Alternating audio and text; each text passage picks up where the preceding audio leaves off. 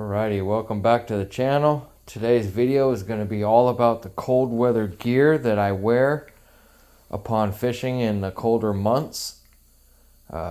January is normally your coldest month here in the Pacific Northwest. To me, it's the toughest month to catch fish. So it is the month that I spend the least amount of time on water. I do come back twice as hard in the month of February, as that's usually towards the end of February is the month that I kick my new season off. But once again, from let's say November through December, I do fish and I like to stay warm. I do tend to fish out there at least 5 to 6, maybe 7 hours in rain, sleet, snow. It doesn't matter. I've caught fish in all of those type of weather conditions. By far the most fun one was catching fish on a jerkbait at Lake X in a snowstorm that I timed just perfect to go there, and I knew the fish were going to bite with the low pressure system moving in. I've always read about it and heard about it and watched videos and plenty of stuff when it was snowing. Guys actually literally catching bass while it snows. It's one of the coolest things out there. I was able to do that. But let me go ahead and give you guys a rundown on some of the gear and the clothing that I rely on year after year. One of the most important things to start off with is the base layer. You need a top and bottom base layer. The top base layer is more important than the bottom base layer to me. You can really overdo it with the bottom base layers, but they make such high quality and way better selection than what they used to make 20 years ago. So yes, you could just pick up your normal long john top and bottom. You can go with this new moisture wicking type of stuff that Bass Pro Shop and all these other companies and stores, they all offer, definitely around the Black Friday and the Christmas season. So we're going to kick off pretty much just with the base layers. We'll start off with a shirt. I use just a normal sun shirt for my top after the base layer. This kind of holds in my heat, traps in my heat, I feel like. I then put on a hoodie. This is a Carhartt, I think it's a rain defender. It's a thick hoodie. Takes a long time for the water to really to wick up on the hood. It doesn't really get heavy until about, I don't know, 5, 6, 7 hours out in the rain. So that's a plus to have that heavy hoodie. Sometimes I'll pack 2 hoodies, depending on how much it's going to rain. If there's high wind, I like to have these micro fleece. These things like to cut out the wind. So if you wear this is a Columbia. But if you were to wear this underneath or over the hoodie, but underneath the jacket, the Gore-Tex jacket, it really works wonderful. So let's go to the Gore-Tex bibs. These are 100 mile an hour, Bass Pro Shop 100 mile an hour Gore-Tex bibs. They are a little bit pricey up front, but I kid you not, these will keep you warm. You'll be able to utilize these in the summertime in the mornings when it's pretty chilly. Rainstorms, catching fish, just being able to catch a fish, like boat flip a fish right into your legs and catch it and be able to unhook it. Very handy to have that. It has pockets for cell phones and you literally stay dry.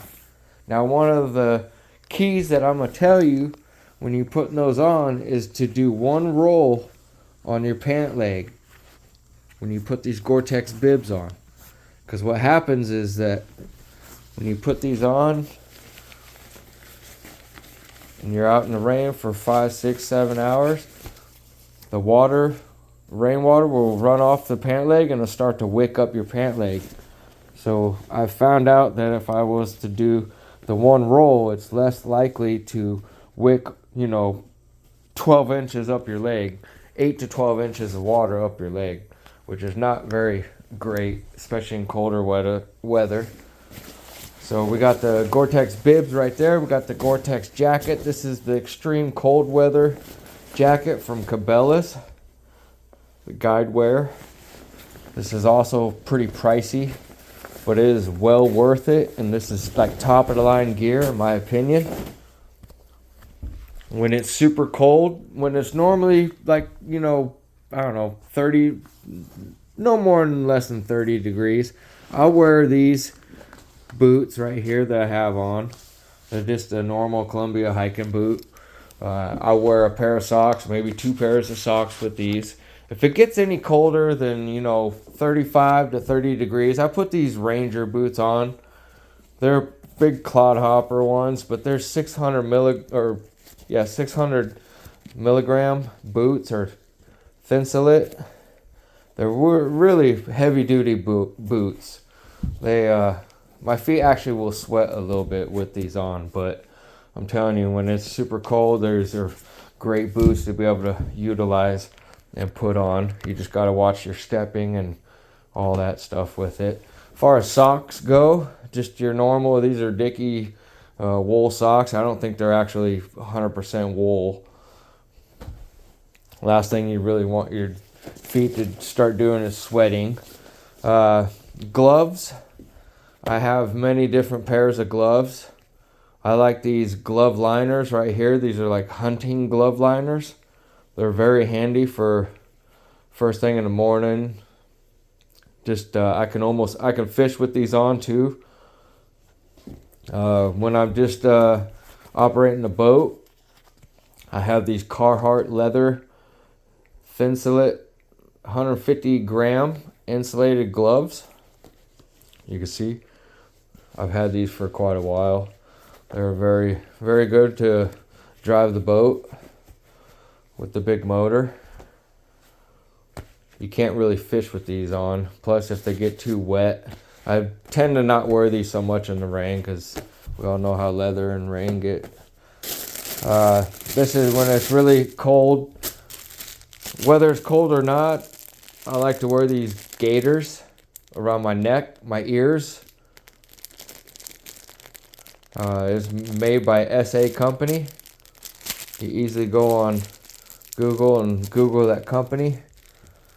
They make just the sun ones, and then they make these micro fleece ones for cold weather. These are just phenomenal to be able to have. It's a game changer to have one of these on your neck in the winter time. So far as that's the gaiters. Now we go to beanies. You can never go wrong with Carhartt. Carhartt makes very durable outdoor gear. Especially we get later and later, they make really high quality gear. This is another hat from SA Company. This is rabbit fur. It's not a bad hat at all. It's like some Elmer Fudd looking shit, but hey, keeps you warm. You can flip the flap down so you don't, freeze your ears off and you don't look like a D-bag, but whatever. At least the D-bag's warm. So final, we're going to look at these intelligent heating gloves. They are an absolute game changer. I have to tell you this. So if you got the extra coin and you bass fish here in the PNW, highly recommend you looking at getting a pair of these. They turn on, they're rechargeable, USB or a wall plug, either or. They get pretty warm pretty quick. That's on the full setting. They have 3 different settings on it.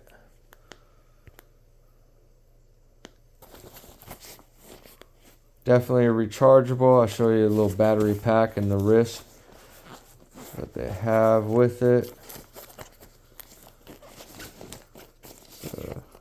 You just simply take this off like this. And then we have take the glove off.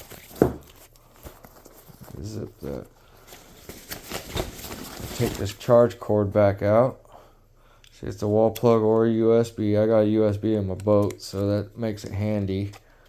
Little light right there to tell you if it's charging or not. But you just simply take one of these, unplug the battery, plug one of these in. You could charge both the gloves up at the same time, which is very useful and handy. But these gloves, I highly recommend looking at getting a pair of these gloves. They're a game changer. Matter of fact, the other day when I was at Lake X 2 weeks ago, my fingers got so freaking cold that I had to stop fishing and had to throw these gloves on to warm my hands up. It was that bad. So yes, that is basically a bit of the cold weather gear that I wear in the wintertime when I'm fishing here in the Pacific Northwest. We don't have too crazy of weather, but we do have cold weather. We do have snow. We definitely don't have the snow like the northern Midwest or the East Coast, far northeast has. They get way different weather than what we get here in, the Northwest. Anyway, I hope this video helps you guys. I know there's a lot of sales going on, a lot of Black Friday sales going on. It's highly worth to go and snatch up a couple of those base layers for this upcoming spring. I know it's not going to be warm until about April, so that's at least 4 more months of freezing your huevos off.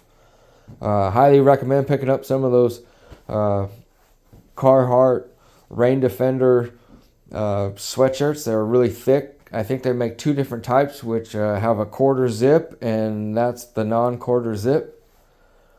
Other than that, that's about the extent of the cold weather gear that I wear.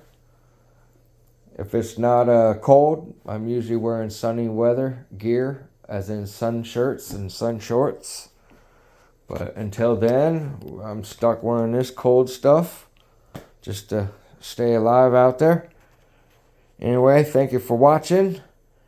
Swimbait79 out.